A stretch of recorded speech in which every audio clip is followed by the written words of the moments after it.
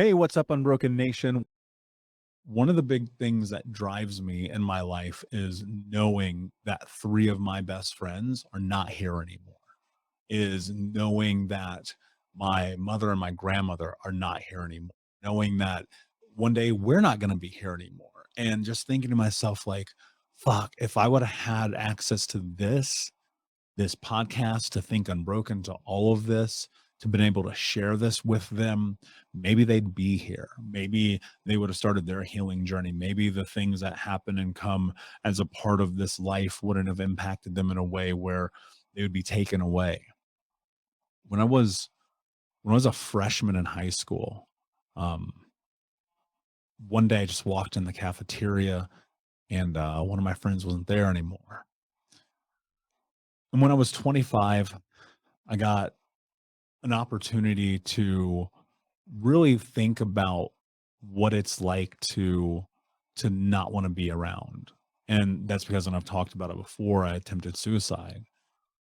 And I kept thinking to myself, like, man, life is so fucking painful. And for some of us, and again, I get it. Some of us make that choice and that decision to take our lives because it's just easier.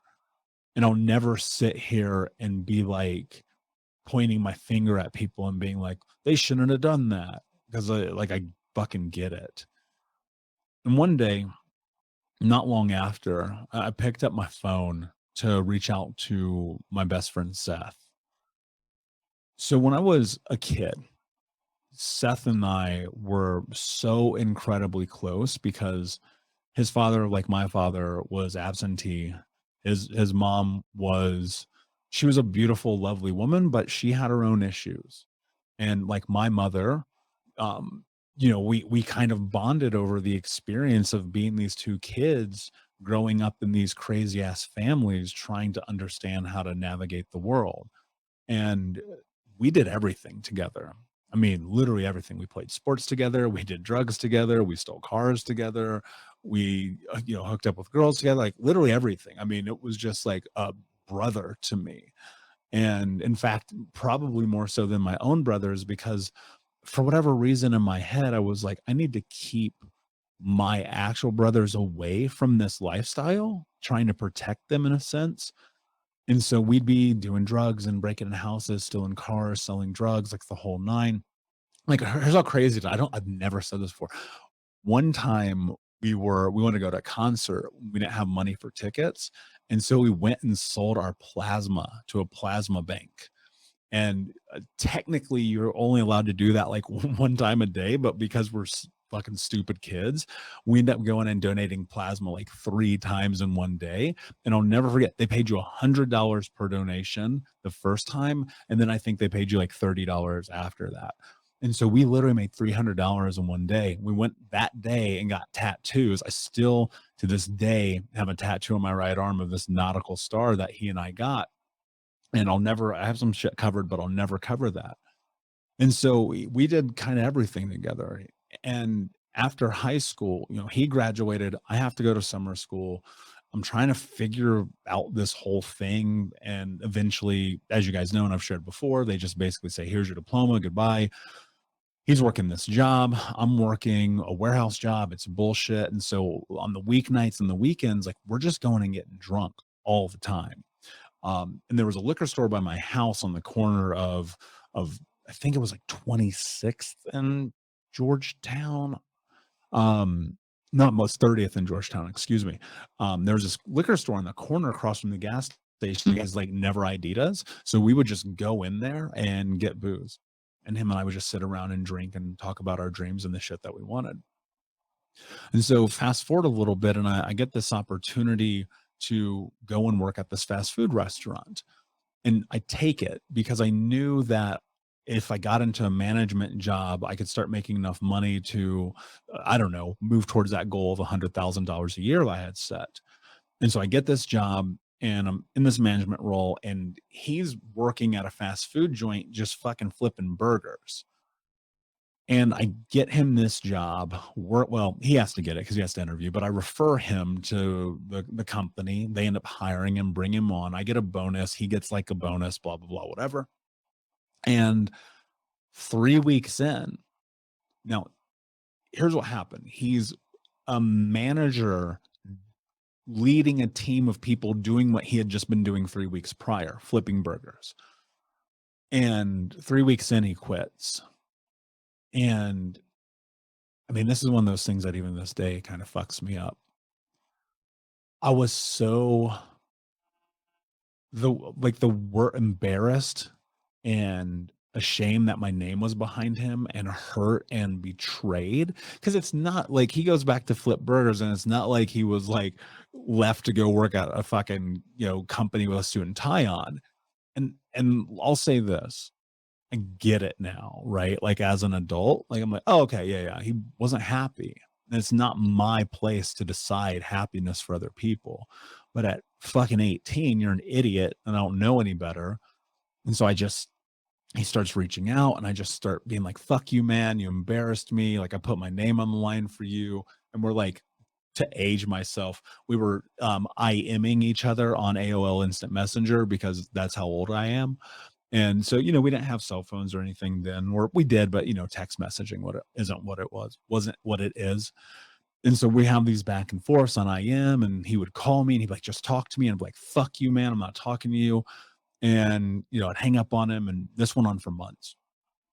And so he just stops reaching out a little bit over time, more and more and more. I stopped responding more and more and more. And this guy was like a best friend, like a brother.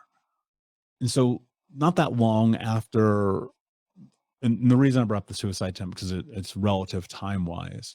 So not long after that, I go on social to find him. And so I can connect with him again because I hadn't talked to him in like 6 years. And I found him.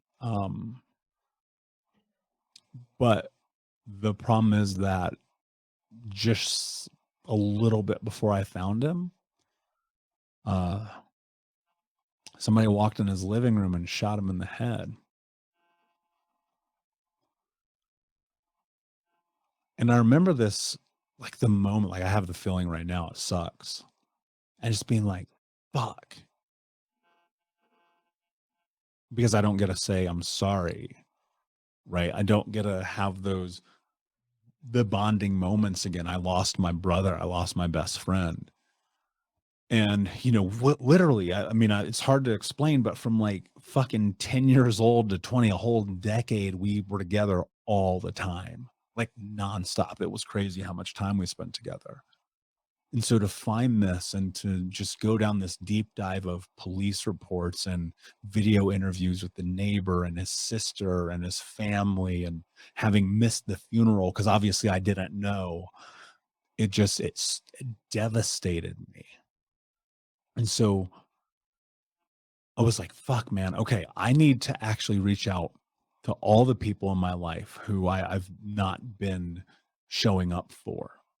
One of the best things that happened about that, even though it's heartbreaking, is it inspired me. It made me think to myself, like, oh, you got to actually like connect with people. And especially if there's conflict between you.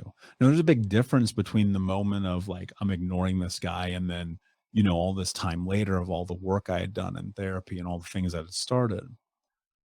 So I started reaching out to other friends, people I didn't talk to in a while, people I just missed, because when I got successful in my 20s financially, I just ostracized people.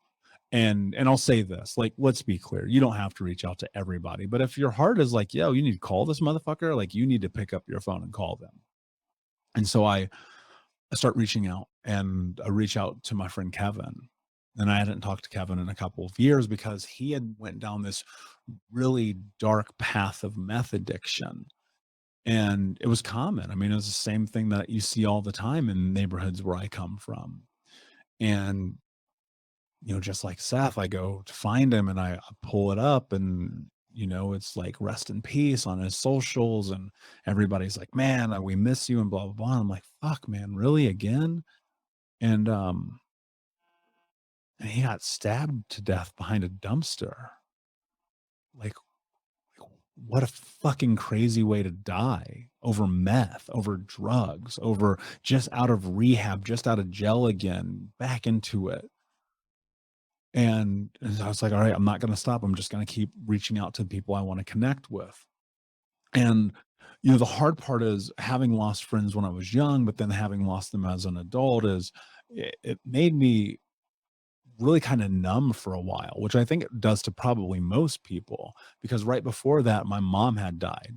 She was a drug addict. She died legless in the middle of nowhere, Indiana, having popped pills and pharmaceuticals her whole life. Like the disaster that came along with that. My grandmother had been on 30 pills at a time by the time she died. It was fucking on an oxygen mask, smoking cigarettes, right? Like crazy shit like that.